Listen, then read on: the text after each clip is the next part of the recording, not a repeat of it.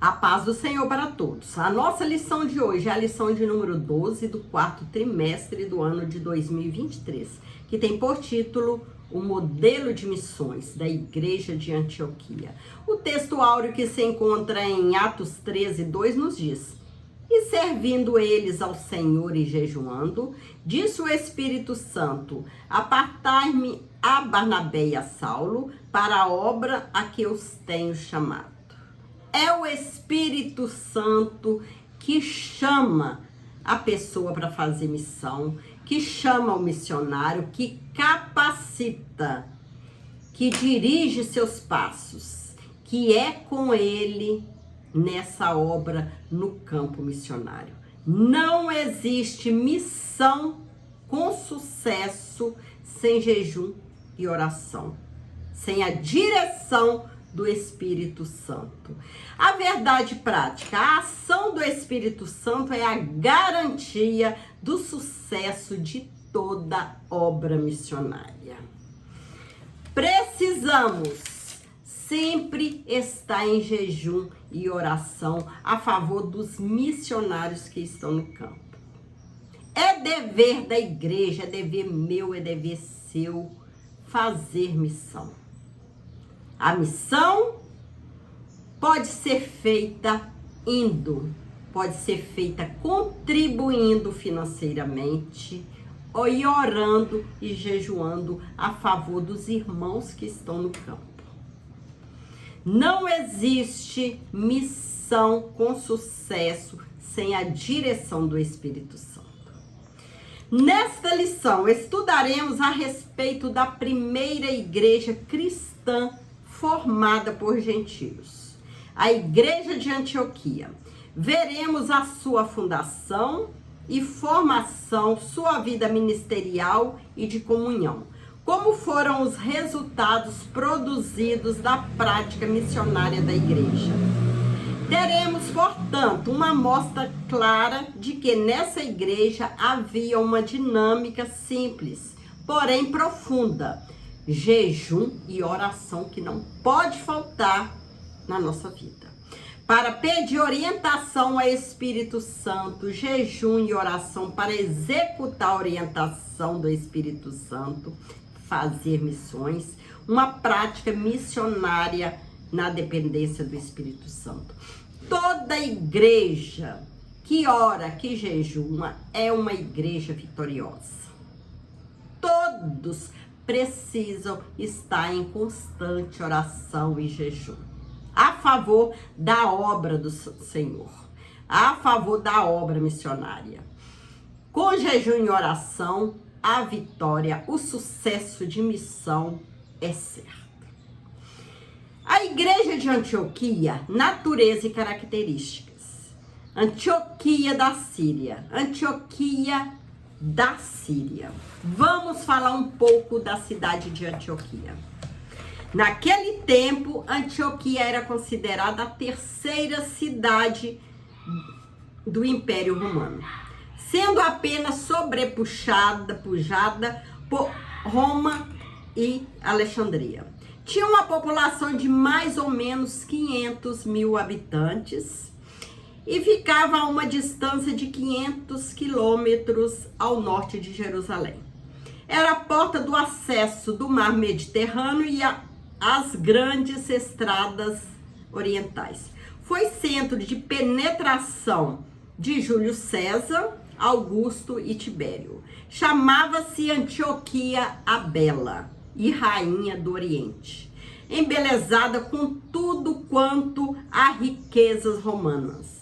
A estética grega e o luxo oriental podiam produzir. Todavia, era uma das mais sórdidas e depravadas cidades do mundo. O culto a Astarote pelas mulheres de Antioquia era tão indecente que Constantino mais tarde o aboliu pela força. Todavia, multidões do seu povo aceitavam a Cristo. Foi lá que os discípulos de Jesus foram chamados cristãos pela primeira vez. A cidade tornou-se então o centro de um esforço organizado para a cristianização do mundo.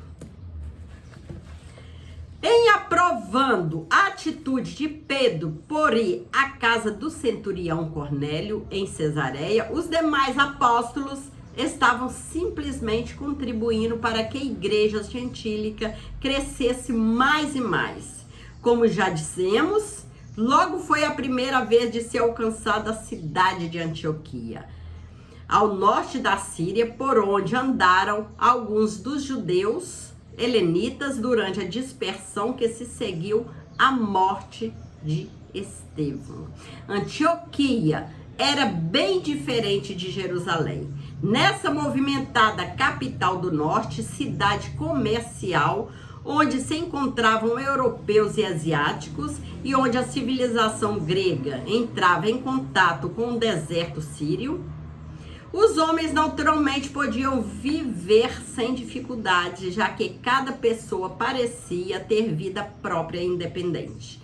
Foi ali, pois, que alguns desses helenistas, não contentes de pregar a Jesus nas sinagogas aos seus companheiros igualmente helenistas, puseram-se a pregá-lo também aos gentios gregos.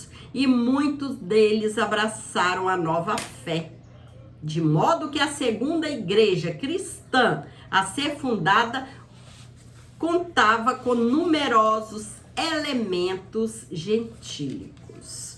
Como sempre dizemos nessas lições que falam sobre missão, Jesus, ele veio, sofreu, morreu para dar salvação à humanidade. Todos têm direito e têm lugar no céu. Basta cada um se decidir, né? Seguir a Cristo, fazer a vontade de Cristo, colocar Cristo como o centro de suas vidas. Por isso, é preciso ter missões. Pessoas escolhidas pelo Espírito Santo para ir ao campo buscar essas vidas que ainda não conhecem Jesus. Para que a igreja do Senhor possa crescer, povoar mais e mais o céu. Porque Deus, ele fez esse maravilhoso céu para a tua igreja. E tem lugar para todos. Basta cada um querer, né? Negar-se a si mesmo e seguir a Cristo. Porque vale a pena seguir a Cristo. A igreja em Antioquia, após a perseguição que sucedeu por causa da morte de Estevão, né, que morreu apedrejado por causa da obra do Senhor, que fez os membros da igreja de Jerusalém se dispersarem para a Judéia e Samaria, como está lá em Atos 8:1. O Espírito Santo dirigiu os passos dos primeiros cristãos dispersos para os confins da terra, chegando, portanto, a Antioquia da Síria. Atos 11, versículo 22 e 23. Nessa cidade, após uma série de conversões, ocorreu a fundação da primeira igreja gentílica. Atos 11, 23. Onde há jejum, onde há oração, onde há pregação do evangelho, onde há a presença do Espírito Santo, a salvação, a libertação de vidas. Glória a Deus.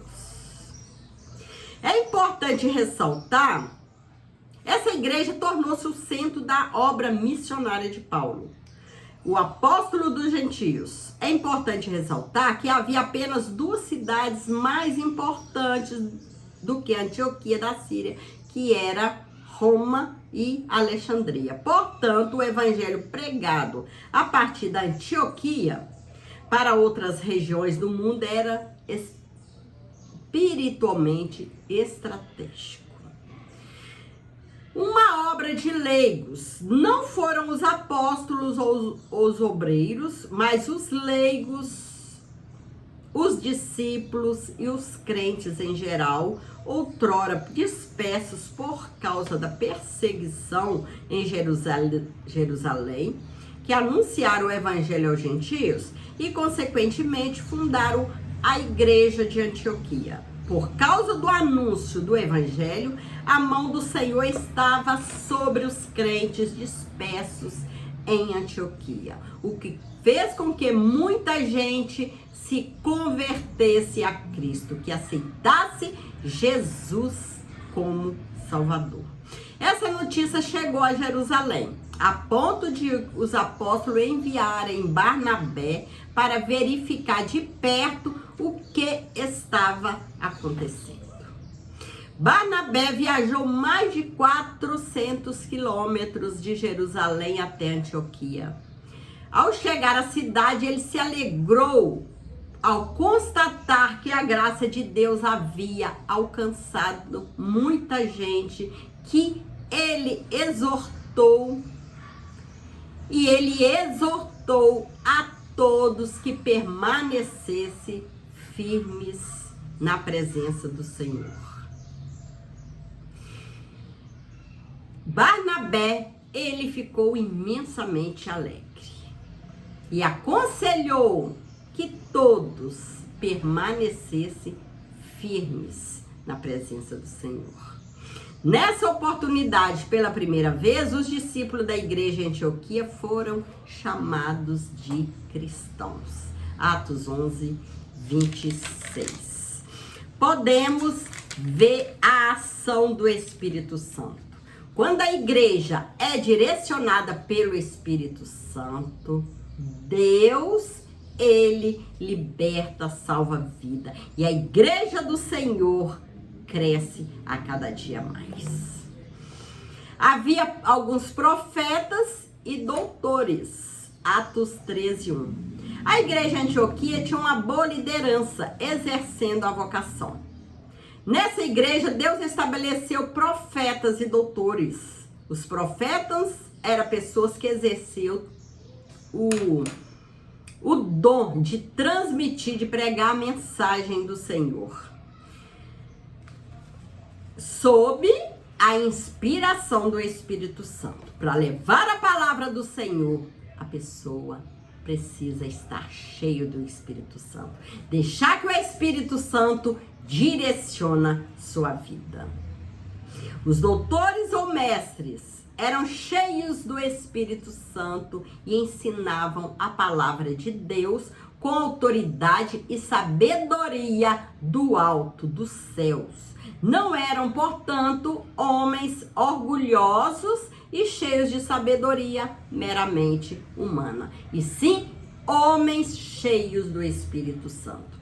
Homens direcionados pelo Espírito Santo. Uma liderança servidora. A liderança da igreja de Antioquia era constituída sem barreiras raciais ou espirituais. Por exemplo, Barnabé, consolador, misericordioso. Simeão, negro africano. Lúcio, sirineu africano. Manaém, irmão de criação ou de leite de Herodes. O tetrarca que matou João Batista. Saulo, fariseu, ex-perseguidor da igreja. Essa profunda comunhão de adoração e oração e serviço na diversidade de pessoas salvas trazia uma convicção de trabalho em favor das multidões não alcançadas na Ásia Menor e da Europa. A salvação, Jesus veio para salvar a humanidade, independente que seja branco, que seja negro, que seja de qualquer raça. Jesus veio para dar salvação a todos. Basta as pessoas darem um passo e aceitar o Senhor como Salvador. Reconhecer que Jesus é o Salvador, que somente Jesus leva para o céu. Somente Jesus é o caminho que conduz à salvação, que conduz a Deus, que conduz ao céu. Apartai-me a Barnabé e a Saulo. Nesse ambiente de sensibilidade espiritual, o Espírito Santo ordenou que separasse Barnabé e Saulo. Aqui nós vemos que é o Espírito Santo que chama o missionário e o leva para o campo. Em seguida, eles foram enviados para o campo. Note que antes de receberem a orientação do Espírito Santo, a liderança e toda a igreja estava em propósito de jejum e oração. Nós, igreja, eu, você, precisamos estar em jejum e oração a favor da obra missionária. Após receberem a orientação do Espírito e antes de enviarem Barnabé e Saulo ao campo missionário, profeta, mestre e toda a igreja continuava orando e jejuando a favor da obra. A lição aqui é muito clara. Na obra missionária e em qualquer projeto na obra de Deus, devemos entrar em propósito de jejum e oração para receber a orientação do Espírito Santo, bem como para executar a orientação do Espírito Santo. Sem dúvida, essa era a base do sucesso missionário da igreja em Antioquia. Precisamos estar sempre em jejum e oração a favor da obra missionária, para que a obra vai crescendo e vidas sendo salvas pelo poder do Espírito Santo. O início de missões cristãs. A narrativa de Lucas, que denominamos de primeira viagem missionária de Paulo, começa em Antioquia com a escolha de Barnabé e Paulo pelo Espírito Santo para uma obra especial. João Marcos, autor do evangelho que leva o seu nome, permaneceu em Jerusalém, até ser levado para Antioquia por Barnabé, seu primo, e Paulo, que regressavam de uma missão de socorro a Jerusalém. Quando partiram para Chipre na sua primeira viagem missionária, levaram João Marcos em sua companhia, como está registrado em Atos 13:5. Porém, ao chegarem a Perge, na Ásia Menor, Marcos os deixou e regressou para Jerusalém. Atos 13:5. Roteiro da viagem e atividades missionárias. Nos capítulos 13 e 14 de Atos, encontramos diversas localidades onde a atividade deles foi desenvolvida. Missões em Chipre, Atos 13, versículo 4 ao 13. Missões em Antioquia da Pisídia, Atos 13, versículo 14 ao 52. Missões em Icônio, Atos capítulo 14, versículo de 1 ao 7. Missões em Listra, Atos 14, versículo 8 ao 20a. Missões em Derbe, Atos 14, 20, versículo 20b e 21b. Missões em lugares antigos e novos, Atos 14, versículo 21b, 28 ao 28. Regresso à Antioquia da Síria, Atos 14, 27. Nessas referências estão registradas as missões nas cidades. Basicamente, nessas regiões, a obra missionária foi caracterizada por uma variedade de estratégia de evangelização.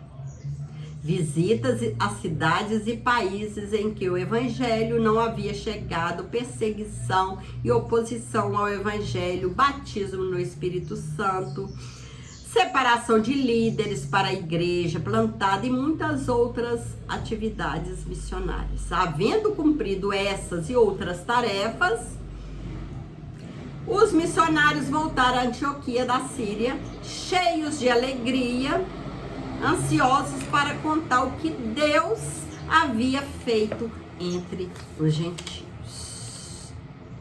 Eles poderiam dizer de sã consciência: missão cumprida. É muito importante os missionários que nós, igreja, né, ajudamos, que estão no campo, ajudamos financeiramente, orando, jejuando, é importante que quando eles vêm visitar a igreja, né, visitar a igreja local de onde eles saíram, eles dão testemunho, contar como foi lá, é bom para edificar a nossa fé, edificar a fé da igreja, né? Contar as experiências que eles viveram no campo. É muito importante e é gostoso ouvir esses testemunhos, essas experiências, para edificar a fé da igreja, a nossa fé. Prestando contas, além de prestar contas, né? Ao final de cada uma das viagens missionárias, Paulo e sua equipe prestavam contas à igreja que os haviam recomendados, né? A despeito das fortes perseguições que sofreram no cumprimento da nobre tarefa missionária, né? Porque no campo há muita vitória, mas há muitas perseguições, né? Por causa das perseguições, há as vitórias. Então, não há vitória sem luta, sem perseguição. Tem que ter as perseguições, né? Para que os missionários, para que a igreja possa contar as vitórias. Muitos gentios e judeus creram e aceitaram Jesus como Salvador. Muitas igrejas foram fundadas, curas divinas e libertação ocorreram, né? Quando a palavra de Deus é pregada, maravilhas são vistas, né? Deus faz maravilha no meio do seu povo. A obra do Espírito Santo foi notória nessa jornada missionária. Assim, o grande legado missionário deixado pela igreja de Antioquia foi a porta da fé que Deus abriu aos gentios. Aqui aprendemos algumas lições preciosas. Primeira, a ideia missionários independentes que respondem somente ao Senhor não é bíblica. O apóstolo Paulo não deixava de relatar a atividade missionária à igreja de sua origem, né? Ele prestava contas de tudo, né? Assim, os missionários, né, que vão para o campo, eles prestam contas à sua igreja de origem. A igreja que está mantendo ele no campo, que seja financeiramente ou em oração e em jejum, né? Precisa prestar contas. Segundo, teremos oposição e obstáculos na obra missionária, né? Mas também teremos resultados que glorificarão ao Senhor que nos chamou. Tem perseguição, mas tem vitória. Tem lutas, tem vitória.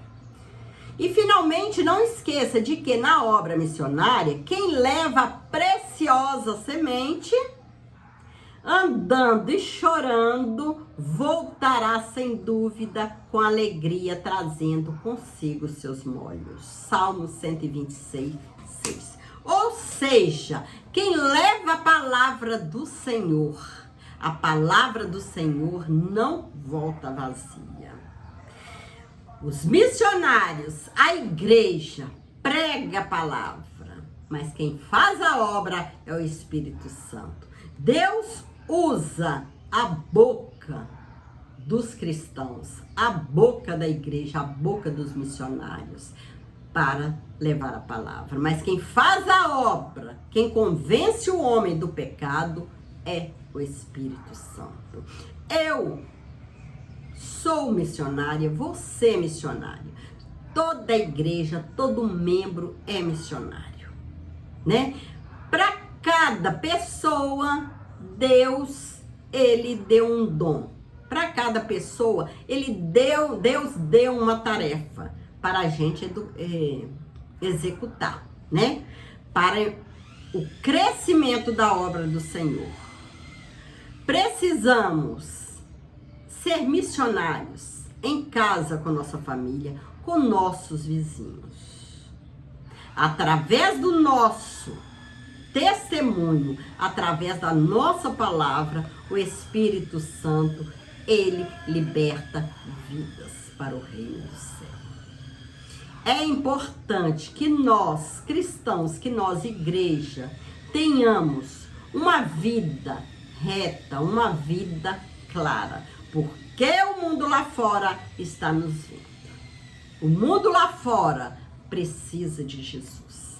E é através de mim, através de você, através da igreja, que esse povo, né, que ainda não conhece Jesus, que vai sentir vontade de conhecer esse Deus que nós servimos, esse Deus que habita em nós. Nós somos o templo do Espírito Santo. A igreja é a luz do mundo. A igreja é o sal da terra.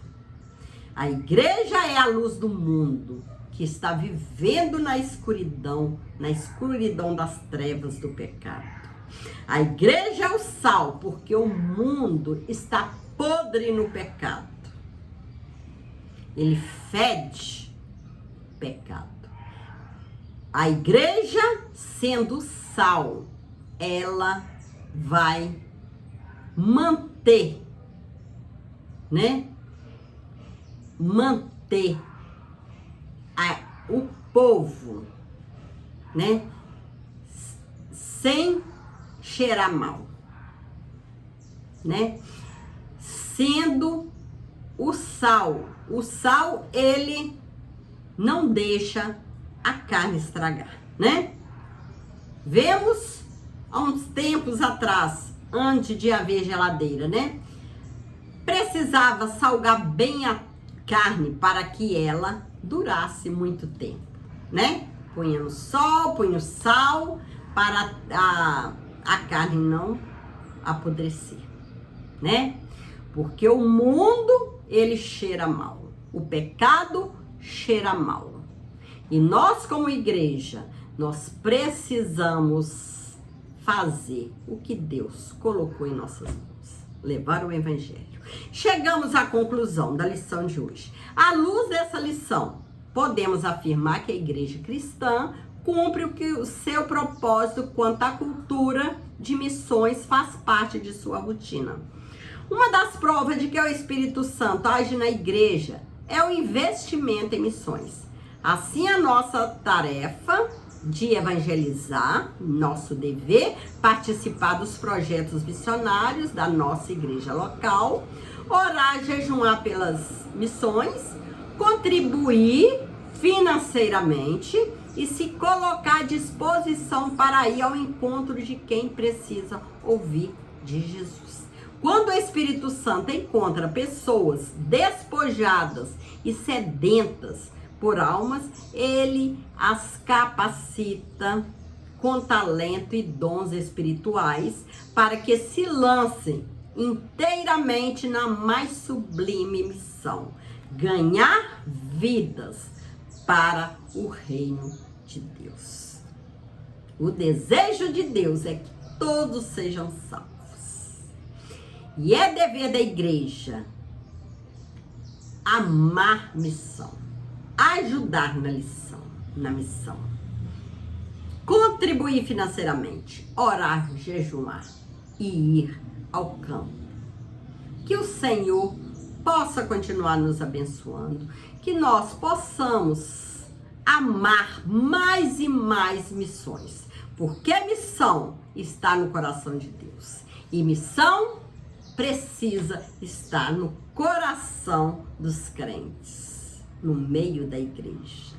Fique com Jesus. Que Deus possa te abençoar, possa abençoar sua família grandemente. Fique com Jesus.